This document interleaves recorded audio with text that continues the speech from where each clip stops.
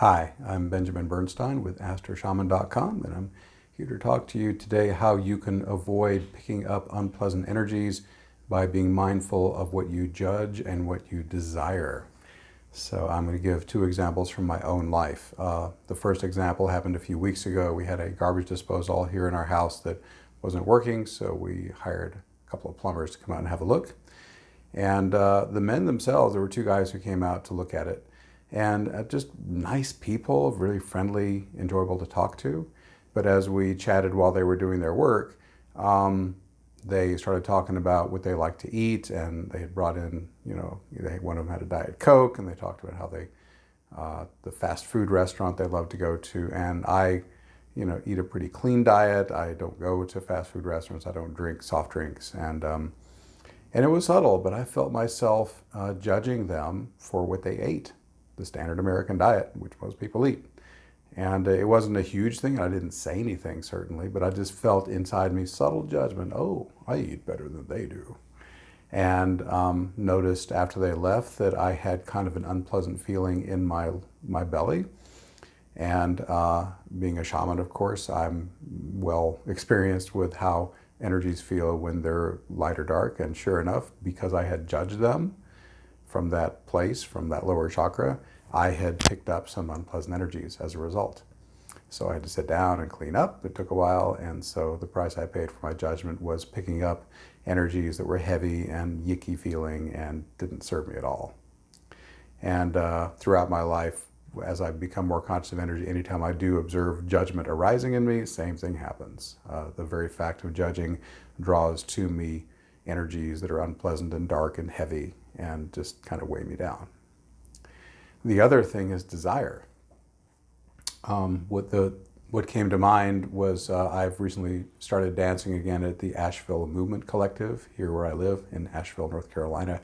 And they do ecstatic dance. If you have any familiarity with like the 5 rhythms dancing by Gabrielle Roth, it's kind of like that. So we have what we call Sunday morning dance church. And so we go out, there might be 100, 150 of us on the dance floor. It's in a big gym, and they play these waves of, the music starts slow and then builds to this real intense climax, and everyone's dancing like crazy, and then it slows down again, sort of a cathartic 5-part wave.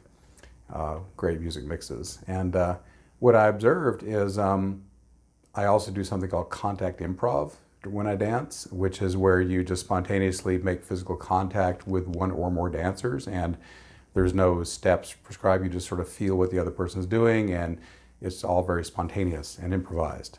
And there might be the lightest of touches. You might be rolling around on the floor all over each other. You just don't know what's going on. So you feel what needs to happen in each moment. And what I'm loving about my recent dances as I've returned to the Asheville Movement Collective is, as far as I can tell, I'm not picking up any heavy stuff from the dancers. This was not always true in my prior years when I would, for example, see a dancer and I was sexually attracted to them and there was lust arising in me, even though I wouldn't, obviously act on it in an external way. The desire was there, and I would notice after the dance that I would have a heavier feeling, and the very fact of lusting for that person, would cause me to pick up heavy energies as well. And likewise, if I dance and I judged someone for the moves they were making or how they looked or how they were dressed, again, this doesn't happen so much anymore, but it happened more in previous years, I would again feel those heavy feelings accumulating to me. But what I'm loving now is I can now blend so fully with the dancers and have a really blended group experience without picking up any noticeable amount of this heavy energy, which I'll just call it what I call it, hucha, H-U-C-H-A. It's a word from the Quechua language in South America. It just means waste energy, heavy energy, the icky stuff you don't want. And I'm discovering now I've released enough judgment out of my habit pattern. I've released enough lust.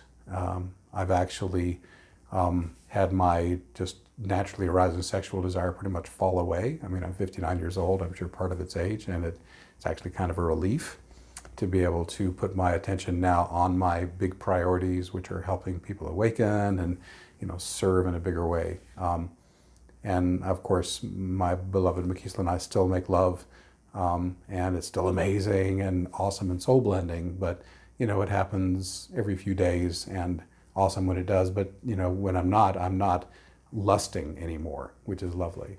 And I realize a lot of people are still younger and still have that, sexual fire more strong in them. And I certainly did until actually just a few months ago.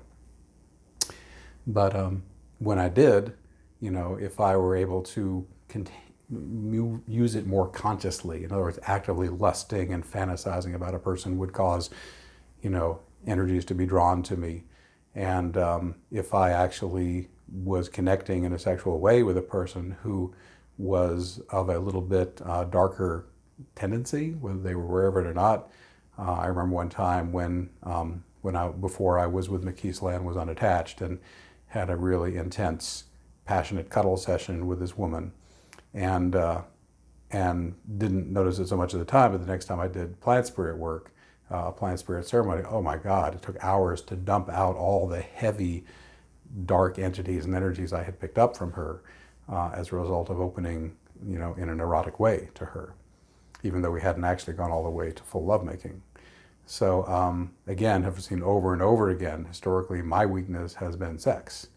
In my years of shamanic development, over and over again, I'm set up with a temptation of someone who, whether they know it or not, is carrying lower energies. If I engage with them sexually on whatever level, even the level of simple lust all the way to full-blown connection, then I got mucked up and had to clean up afterwards, when I was doing my plant spirit work or other cleanup work. So just a few quick tales there to illustrate the point I'm making. So let me, I've been a little anecdotal here. Let me see if I can wind back into sort of the main point I'm making. What I've observed in my own evolution as my awakening goes deeper and more subtle is that I'm judging less.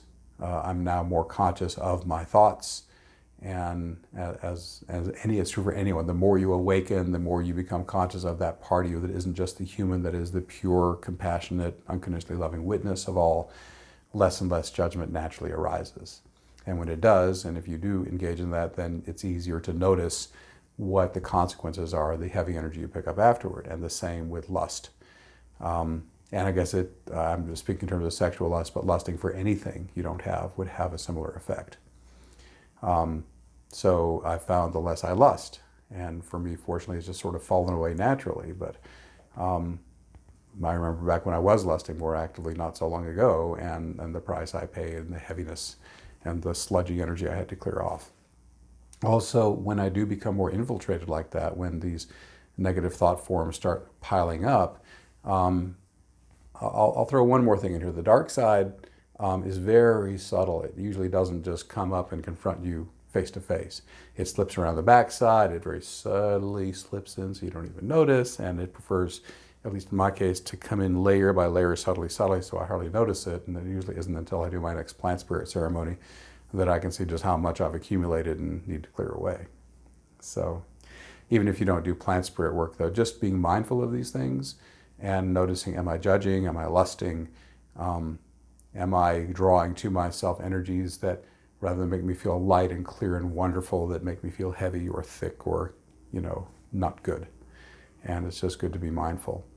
I believe I may have addressed in a prior video how one becomes infiltrated, but that probably is best left for another time. If you'd like to cover that, I have on astroshaman.com a blog post about the infiltration and how it works. Just in a super quick summary, there's 4 nested bodies: physical, emotional, mental, and then spiritual bodies. And then all these thought forms and dark beings float around the spiritual part, and you give them access when you entertain the thoughts they introduce to you. And then if you get emotional about it, especially challenging emotions, then they're in the emotional body, and do enough of that, then they're in your physical body and infiltrating. And that's how a lot of people get illness and disease, is they just start hosting a lot of these entities and they start working their malefic magic on you. So the reason I share this is just to, if you're interested, know that, keeping at least a basic awakening going on. And on my site, astroshaman.com, I've got a simple approach that has worked for thousands of people. Just go to the homepage, astroshaman.com, and right there on the menu bar, top right, there's this word invocations. Click or tap that. It'll take you to a page with 2 posts that will tell you everything you need to know: how to call in your own embodied awakening, how to call your divine to heal anything you're carrying around, if it can be healed for highest good. And those tools have been super helpful for a lot of people for over 8 years now. So anyhow, just thoughts around, wow, being mindful in the first place, being awake enough to notice what you're doing and noticing consciously, am I judging? Am I lusting? Am I, putting my attention someplace that is drawing energies to me that I don't really want? So I hope this has been helpful. And again, I'm Benjamin Bernstein with astroshaman.com. If you're interested in working with me, I do astrology and shamanic healing and life coaching and all sorts of other cool stuff. So all that's all the information you need about that is on astroshaman.com. Thanks so much for watching.